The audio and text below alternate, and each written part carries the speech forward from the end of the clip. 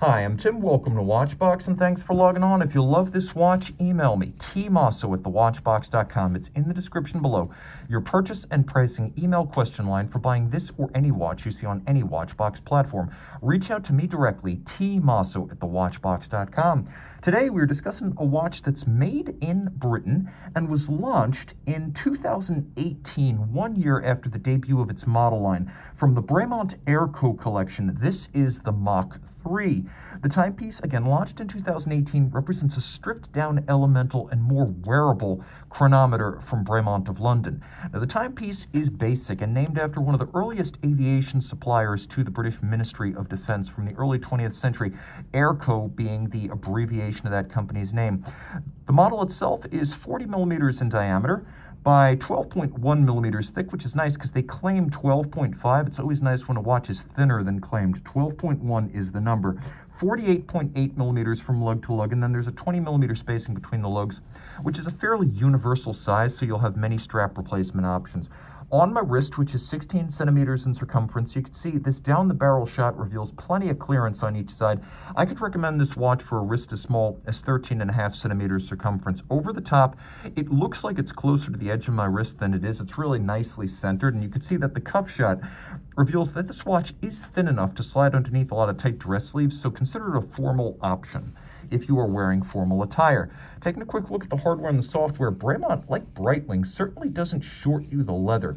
This is a very thick calfskin strap, substantially bolstered to add a little bit of substance and volume. You can see that the lugs are drilled relatively close to the case, and a curved spring bar is used to join the strap to the lugs so that you can have that narrow pivot point from side to side, but the strap doesn't get encumbered or blocked by the side of the case as it moves, so you have full range of motion.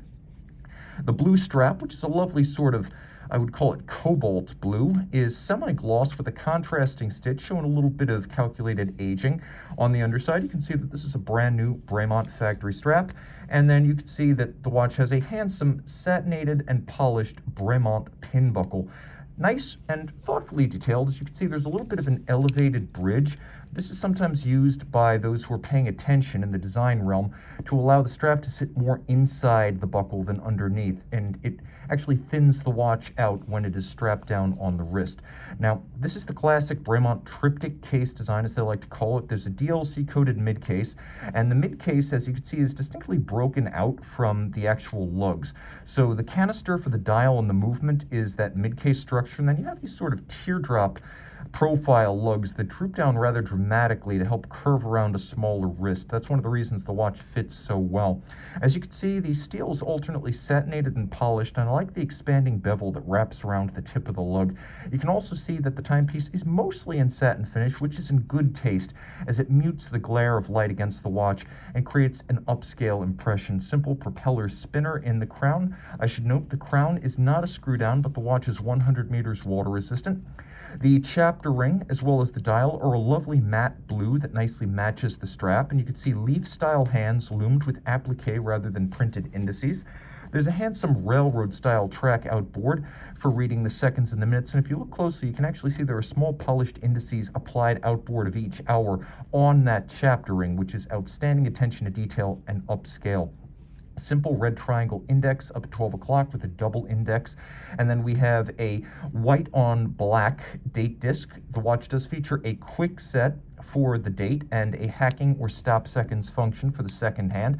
The final assembly does take place in the London metropolitan area, though the movement is of Swiss origin. It is an ETA 2892A2, and you can actually see that quite well if you look carefully. It's not a Sellita SW300. This is a 2892A2, the real deal, and it's in chronometer spec, which means you're getting the best of the best.